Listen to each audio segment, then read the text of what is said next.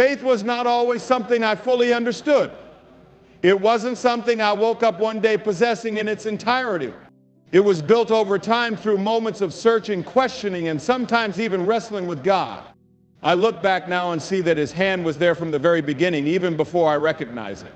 I realize that faith is not born out of comfort, but often out of necessity when life's uncertainties press in and we find ourselves needing something greater than our own strength. That's how it began for me. I remember those early days when life felt like a confusing maze. I was trying to make sense of who I was and what my future held. The world offered its answers: success, wealth, recognition, but none of those seemed to fill the deeper longing in my heart. I knew there had to be more. I had heard about God, but hearing about Him and knowing Him were two different things. It was during a quiet moment in a place of personal struggle that I first reached out genuinely, desperately, and whispered, "God, if you're real, I need you." I didn't hear thunder, nor did I see the heavens open. But what I did experience was a gentle stirring, a quiet assurance that I was not alone. That was the start. From that moment, God began laying the foundation of my faith. He didn't erase the difficulties, but He gave me the strength to face them. When I opened His Word, it was like finding water in a dry desert.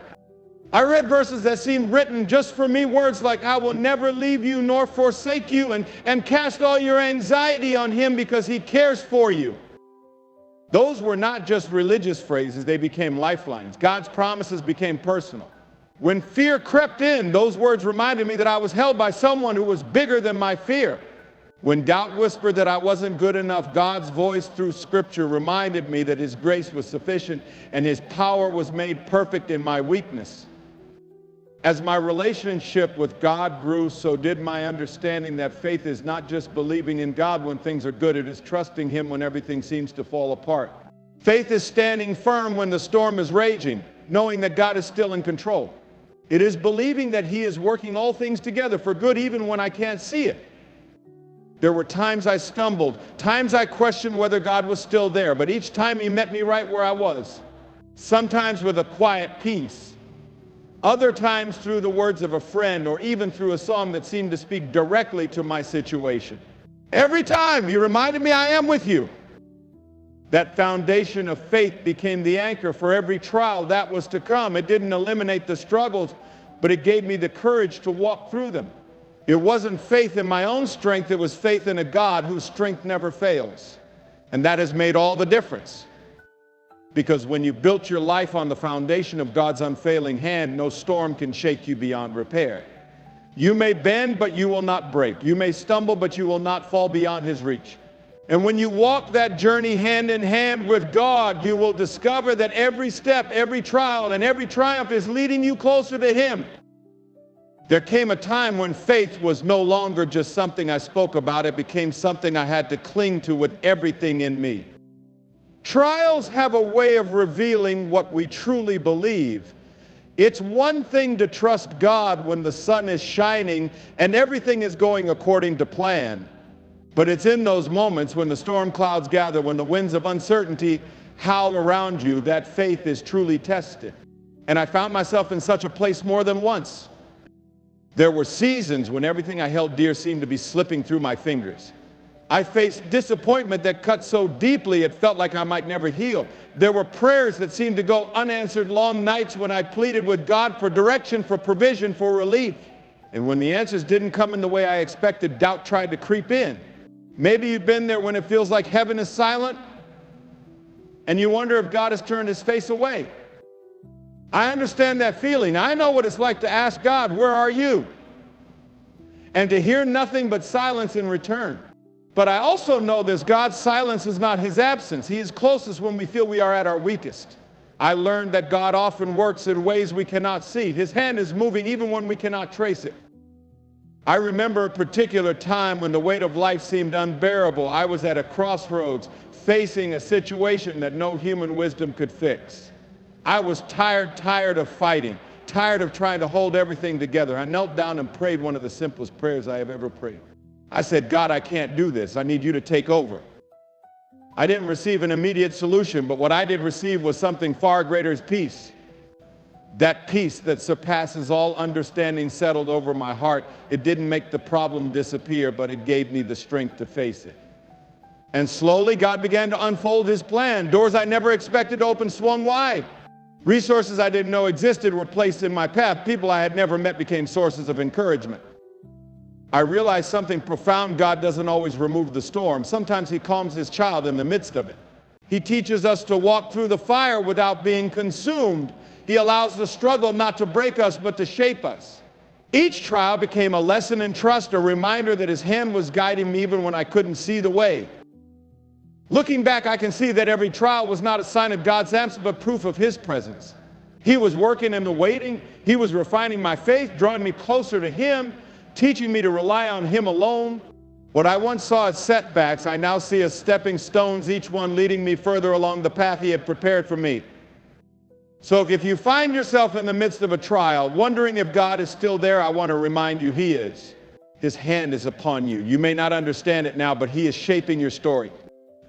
And when you come through on the other side, you will see that the very thing you thought would destroy you was the thing God used to deliver you. There were moments along my journey when I stood before what seemed like a wall, solid, immovable, blocking the very path I believed God had called me to walk. I did everything I knew to do. I prayed, I worked, I waited. Yet, every door I knocked on stayed shut. It would have been easy to believe that perhaps I had misunderstood God's direction. Maybe I had taken a wrong turn somewhere. What I have learned is this: just because a door is closed does not mean God has forgotten you. Sometimes he is preparing something far greater than we can see. I remember a particular season when I had set my heart on a specific opportunity. I was convinced it was the answer to my prayers.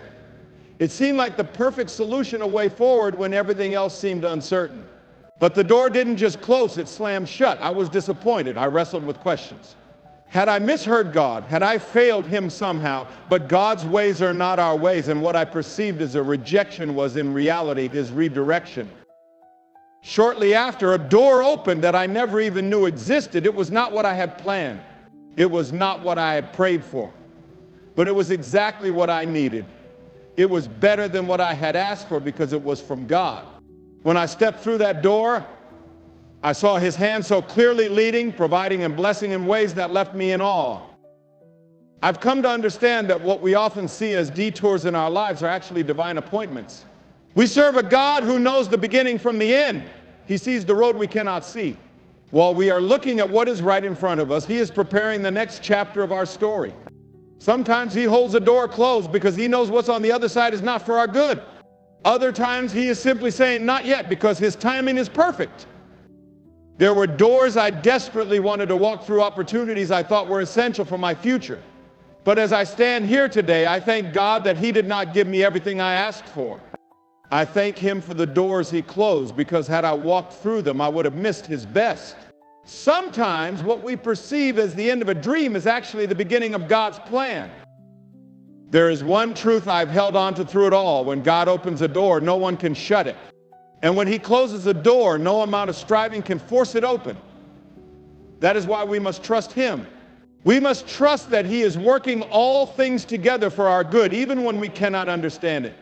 So, if you find yourself standing before a closed door today, if you are facing disappointment or wondering why things are not working out as you hoped, I want to encourage you. God has not forgotten you. He is not finished with you.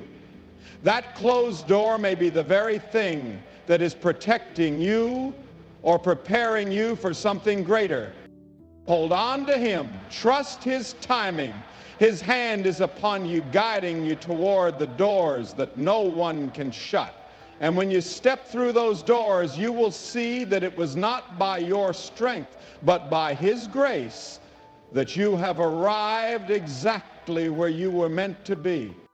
Looking back on my journey, I can see that the trials I faced were never just about the situations themselves. God was doing something deeper, something in me.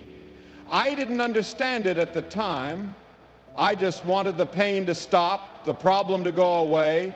I prayed for God to change my circumstances, but more often than not, he was using those very circumstances to change me. I think we all want growth, but few of us want what it takes to get there. We ask God to strengthen our faith, but we hope He'll do it without allowing us to walk through anything that requires faith. We ask for patience, but we hope we won't have to wait for anything. We want to be more like Christ, but we hope that transformation will come without having to carry a cross. That's not how it works. God refines us in the fire. He molds us in the struggle. It is in those times of pressure and discomfort that we are shaped into the people He has called us to be. I've found that the trials we try so hard to avoid are often the very tools God uses to carve His image into our lives. There was a season when I felt stretched beyond my limits, physically, emotionally, spiritually. I had nothing left. I was empty. I remember thinking, God, I can't handle this. It's too much.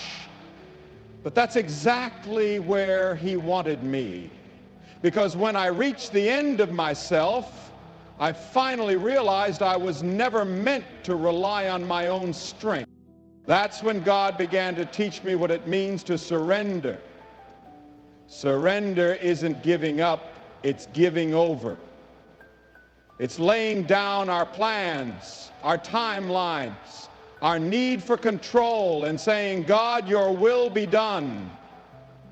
It's trusting that He knows what is best, even when it doesn't look like what we hoped for.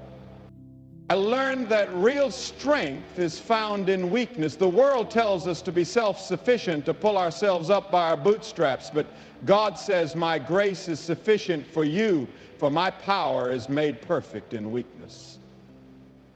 When I finally stopped trying to hold everything together on my own, I discovered a strength that wasn't mine. It was His strength working through me. I also learned the value of waiting on God. We live in a culture that values speed, instant results, quick fixes. But God is never in a hurry. He is far more interested in who we are becoming than how fast we get there. Waiting on God is not wasted time. It is the place where our roots grow deep.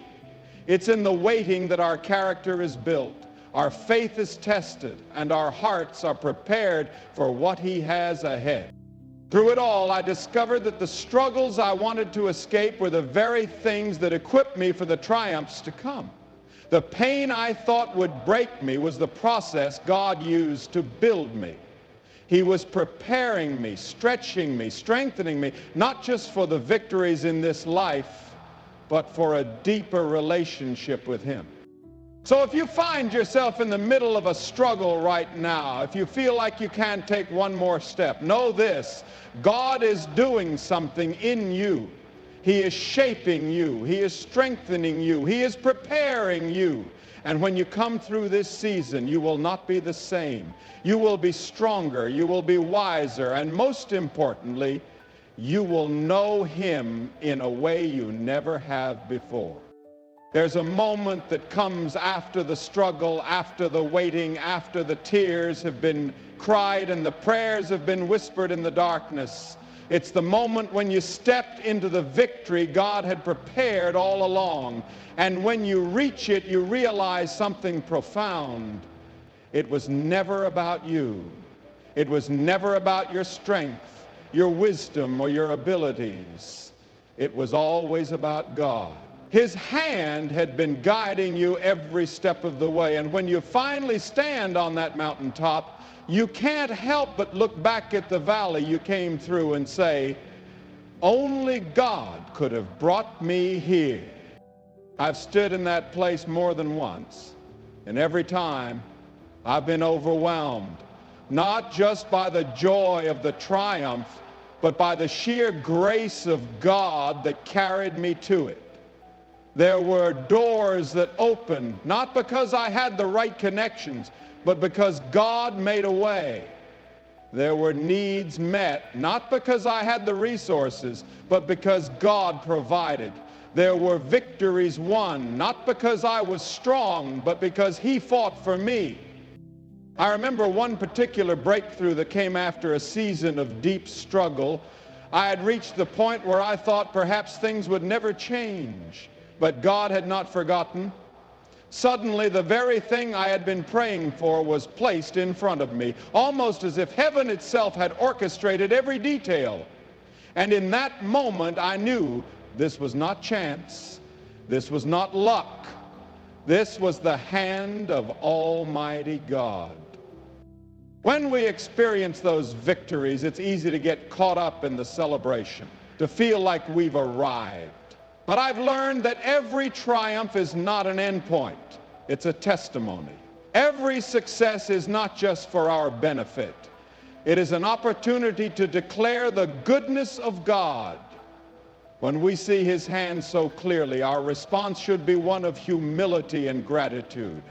We lift our eyes and say, Lord, You did this. I've also learned that God's triumphs are rarely just for us. He blesses us so that we can be a blessing. He lifts us up so that we can lift others. When we stand in victory, it's not to point to ourselves, it's to point to Him. It's to say to those still in their valleys, hold on. God is faithful. He will bring you through. Our triumphs become the evidence that God is who He says He is, a provider, a healer, a deliverer.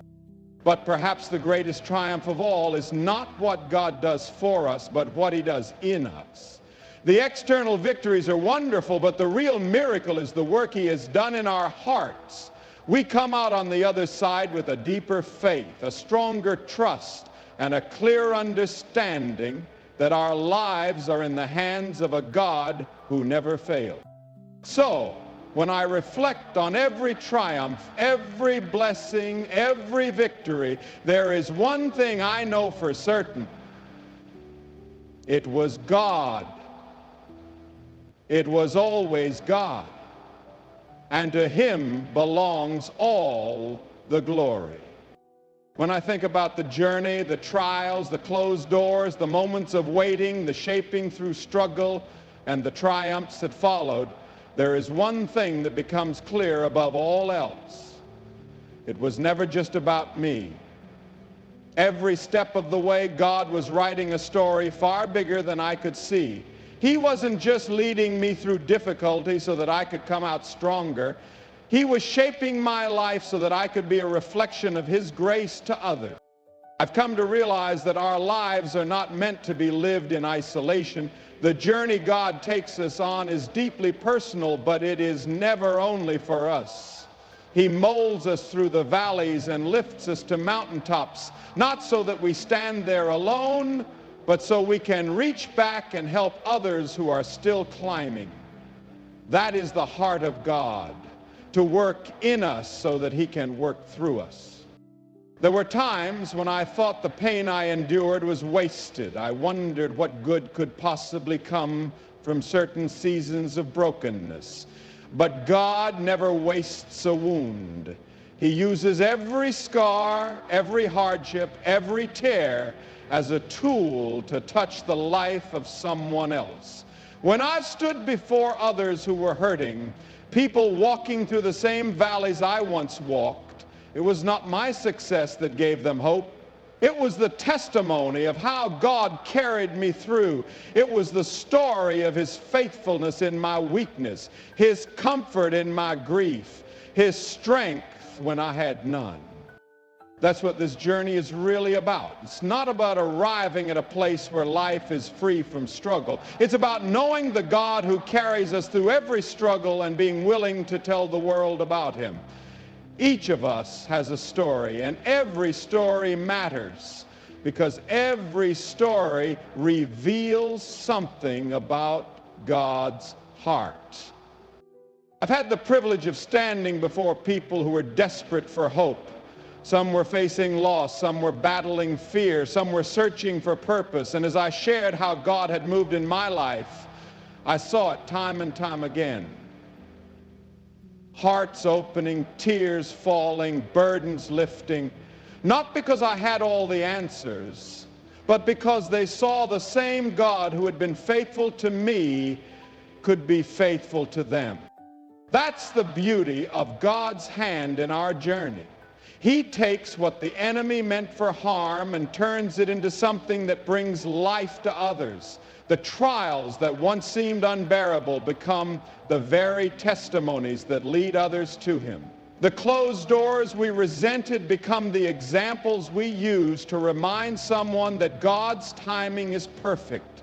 The struggles that nearly broke us become the evidence we offer to say, God is still good.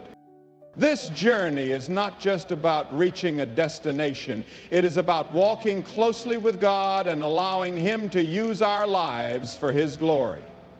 It's about becoming a vessel through which His love, His grace, and His power can be seen. That is the greatest triumph of all. Not that we made it through, but that God used our journey to draw others to Himself. So as I look back, I see God's hand in every part of the journey. And as I look forward, I know He will continue to lead the way. Because this life, every trial, every triumph, is ultimately about pointing to Him. To Him be all the glory forever and ever.